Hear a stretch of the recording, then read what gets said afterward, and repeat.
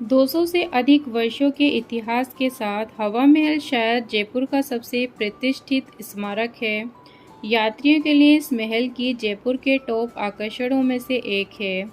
इसके अलावा हवा महल अपनी अनूठी वास्तुकला के लिए भी प्रचलित है और हवा महल में 953 खिड़कियां भी आकर्षण का केंद्र हैं। हर साल कई सारे विजिटर हवा महल देखने के लिए जाते हैं। क्या आपने हवा महल देखा है? क्या आप हवा महल से जुड़े इतिहास के बारे में जानते हैं? यदि नहीं जानते तो आज आप इस जगह पर आए हैं।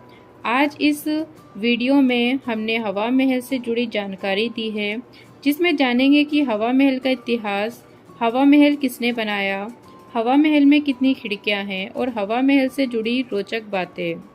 तो आइए जानते हैं हवा महल से जुड़ी जानकारी। हवा महल का निर्माण कछवाहा राजपूत शासक महाराजा सवाई से सिंह के पोते सवाई प्रताप सिंह ने 1799 में करवाया था। जब महाराजा ने राजस्थान के झुंझुनू में खेतड़ी महल का स्ट्रक्चर देखा तो वे इतने प्रभावित हुए कि उन्होंने इस पर एक महल बनाने का फैसला किया। हवा महल, जिसे हवा का महल भी कहा जाता है, उसी प्रेरणा का परिणाम था। ये 5 मंजिला स्ट्रक्चर लालचंद उस्ताद द्वारा सिटी पैलेस के विस्तार के रूप में डिज़ाइन की गई थी। सिटी पैलेस के किनारे से शुरू होकर हवा महल महिलाओं के कक्ष उर्फ जनाना तक फैला हुआ है। उन दिनों पर्दा प्रथा का सख्ती से पालन किया जाता था और शाही राजपूत की महिलाओं को अजनबियों के सामने चेहरा दिखाना या सार्वजनिक रूप से प्रकट होने की अनुमति नहीं थी। महल में 953 खिड़कियां हैं जो उन्हें सार्वजनिक रूप से दिखाई दिए बिना नीचे की सड़क पर होने वाली दिन प्रतिदिन की गतिविधियों और उत्सवों की एक झलक पाने में सक्षम बनाती हैं। इस आर्किटेक्चर्स में वेंचुरी इफेक्ट से ठंडी हवा पूरे महल में गुजरती है। इस प्रकार गर्मियों में उच्च तापमान के दौरान पूरे एरिया को और अधिक ठंडक और सुखद बना देती हैं। बहुत से लोग हवा महल को सड़क के किनारे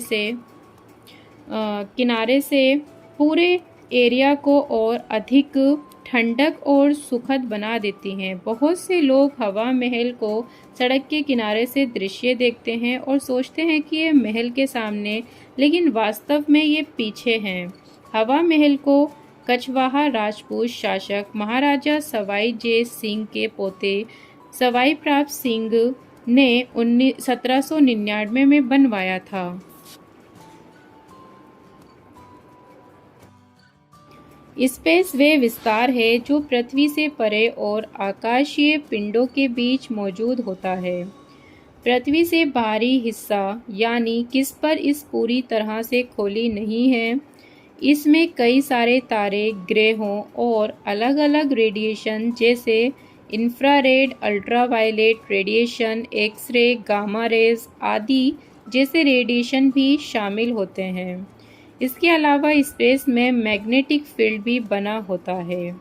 धरती की सतह से 100 किलोमीटर के ऊपर की जो जगह है जिसे स्पेस कहा जाता है, स्पेस में ऑक्सीजन की कमी होती है। इसी वजह से यहाँ पर सांस लेने के लिए आपको ऑक्सीजन सिलेंडर भी ले जाना पड़ता है।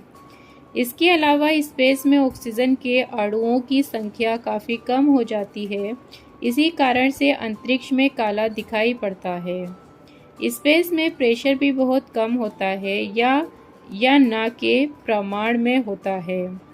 इसके अलावा अंतरिक्ष में साउंड भी नहीं चलता है क्योंकि आवाज़ को एक जगह से दूसरी जगह संचारित करने के लिए अणु भी पर्याप्त मात्रा में उपलब्ध नहीं है। कोई नहीं जानता कि वास्तव में स्पेस कितनी बड़ी जगह है। हम अपने डिटेक्टरों में जो देख सकते हैं उसके कारण ये निर्धारित करना मुश्किल है। हम अंतरिक्ष में लंबी दूरी को प्रकाश वर्ष में मापते हैं। ये उस दूरी को दर्शाता है जो प्रकाश को एक वर्ष में यात्रा करने में लगती है, लगभग 5.8 ट्रिलियन मील, 9.3 ट्रिलियन किलोमीटर।